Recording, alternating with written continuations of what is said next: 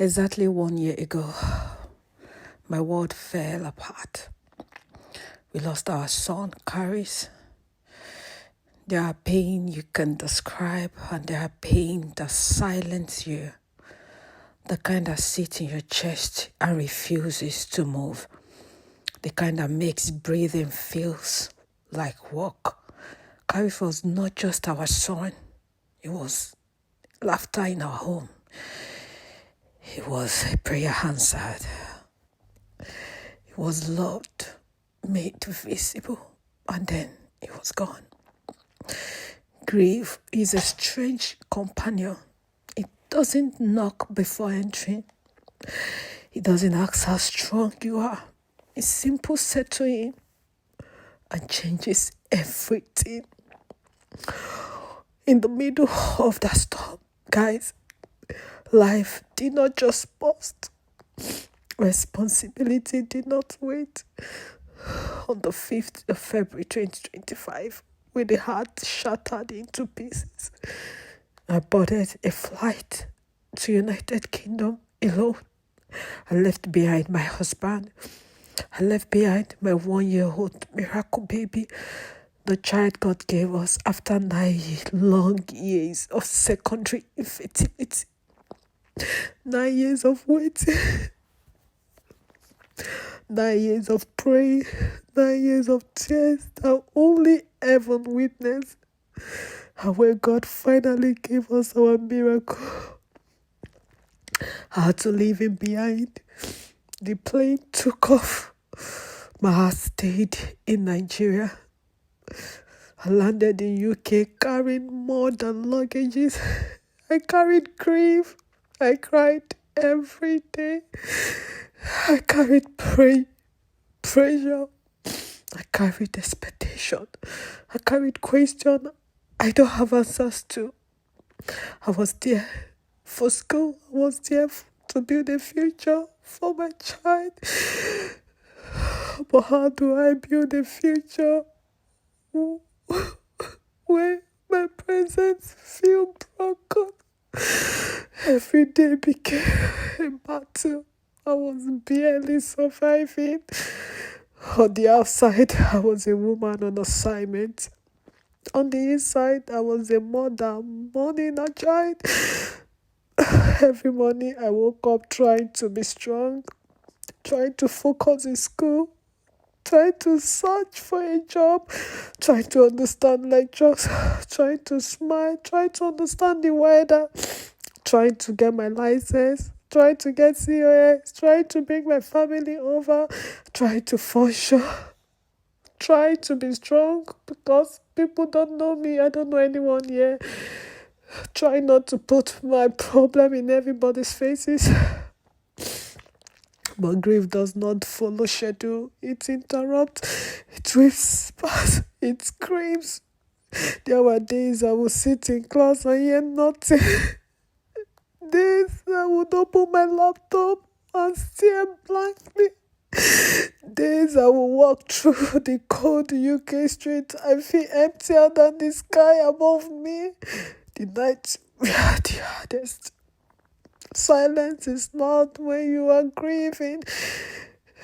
I will lie awake, replaying memories, his voice, his smile, his presence, and then the tears could come, not gently, but the kind that break you over and over and over again. I'm thinking of my child I left in Nigeria, thinking of his well-being, thinking of my life, thinking of how God will remember me. This been the hardest 1 year of my life. I don't intend this voice note to be emotional. I'm so sorry, guys. Just trying to be strong. I left it after 1 year of losing my soul, of just holding on, trying to survive. I went to Nigeria after 1 year. Guys, So guys, this is not just a story of travel. This is not just a story of loss. This is a story of survivor. A story of a woman who walked through fire and did not burn. A story of a mother who kept breathing when it would have been easier to just collapse and die. A story of secondary infertility turned into miracle. A story of grief turned into growth. A story of distance turned into deeper faith. This is my story. A story of a woman God chose to show mercy. A story that proved that even when your heart is torn into pieces, God is still writing. And if there is one thing this year has taught me, it is this. You can lose and still live.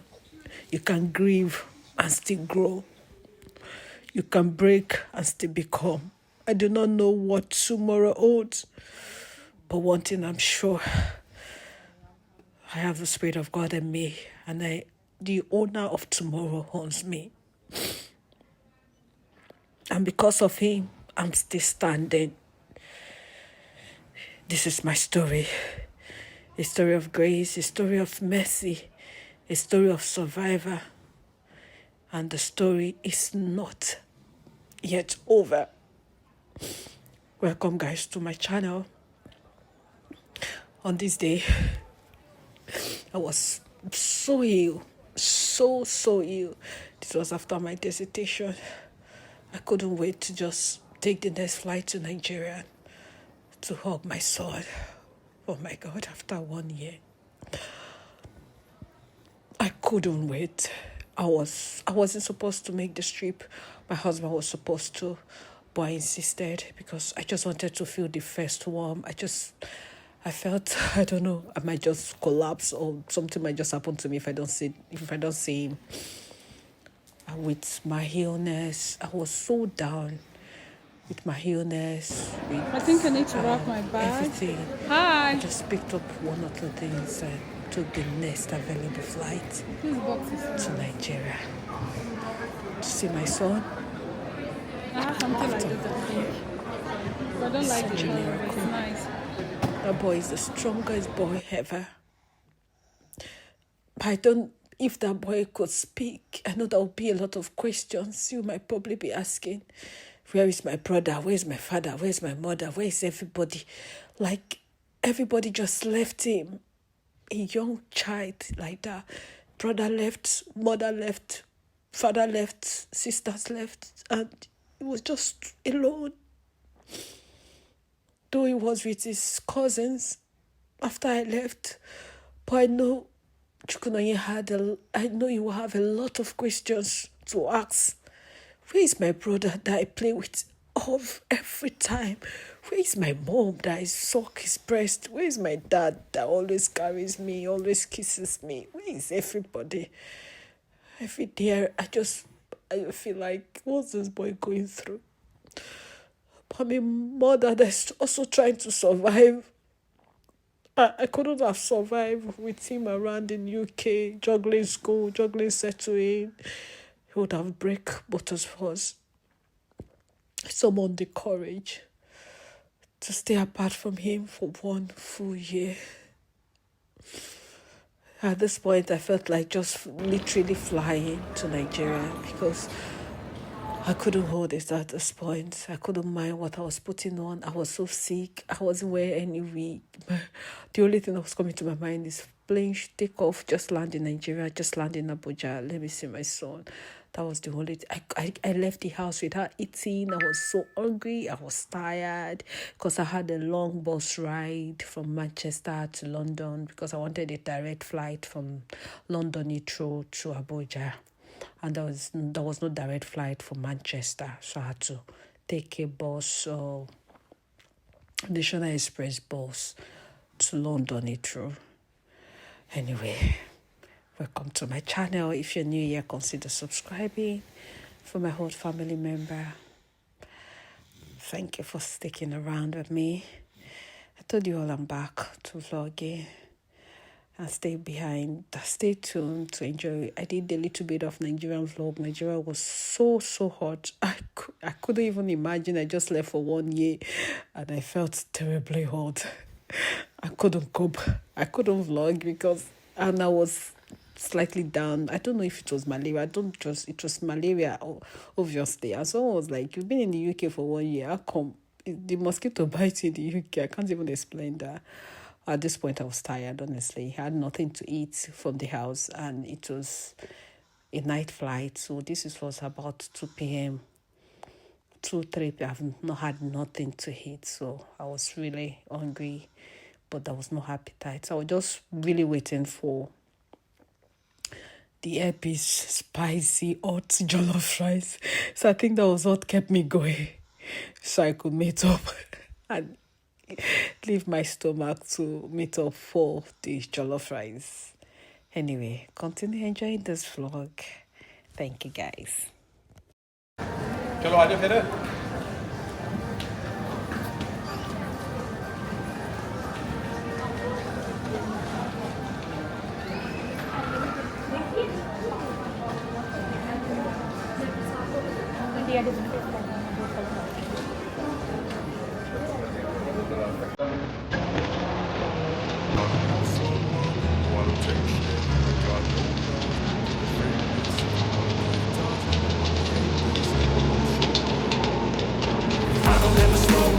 No, I don't take shit, I got no love for the fakeness. If you wanna play tough and wanna hate this, I'll always show up and make a statement. I don't ever slow up, no, I don't take shit, I got no love for the fakeness. If you wanna play tough and wanna hate this, I'll always show up and make a statement. Everything I do, so instinctive and so passionate. Every word I move, so descriptive like an adjective. I got a vendetta against people who patented being negative when you should be getting after it.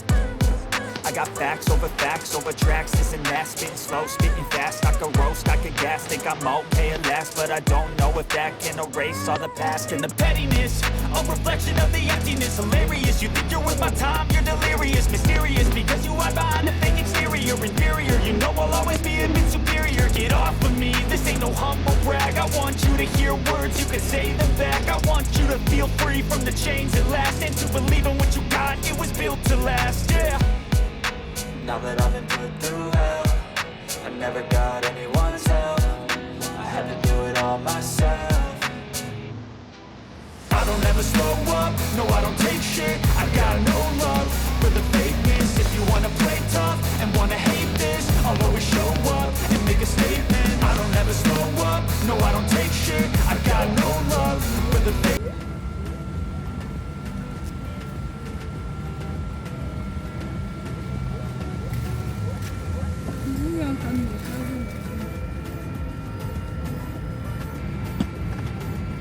Good evening. On the light deck, welcome aboard flight 7577 Circle. Captain speaking on behalf of my colleagues, Captain Flat, Senior First Officer Myla, and the entire crew. We're happy to have you for us tonight. Flight time 5 hours 35, final cruising 40 hours, and a relatively smooth departure expected. My welcome flight to Abuja, and you can expect to hear from him during cruise just prior to the actual arrival times and weather conditions in Abuja. Meantime, welcome aboard and enjoy the trip. What do I want to know?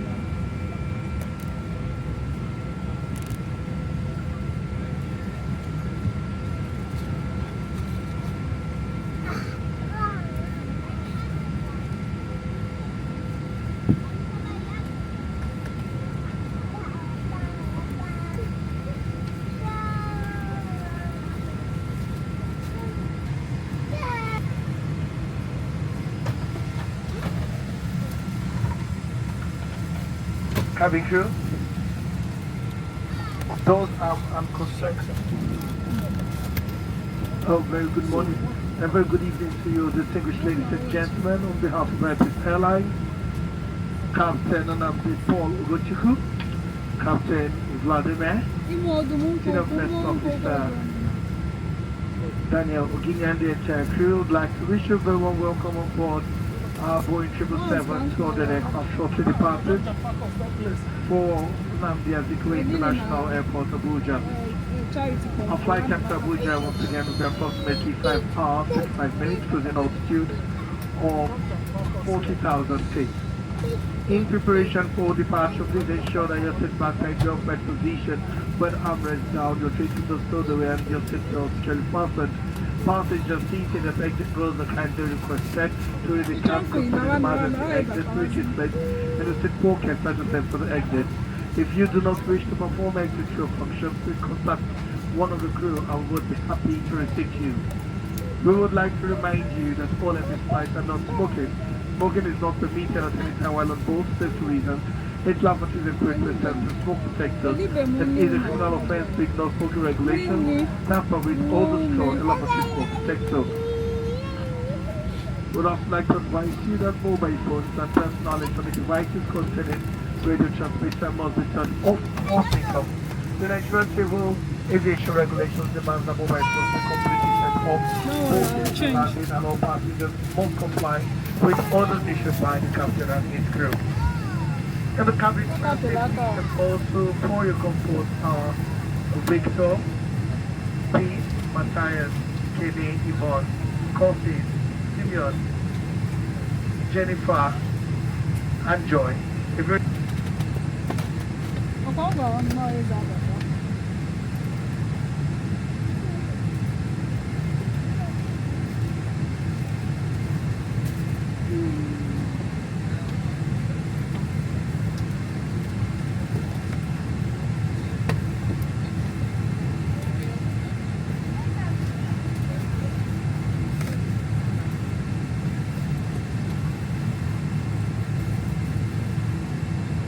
How come this morning I'm not?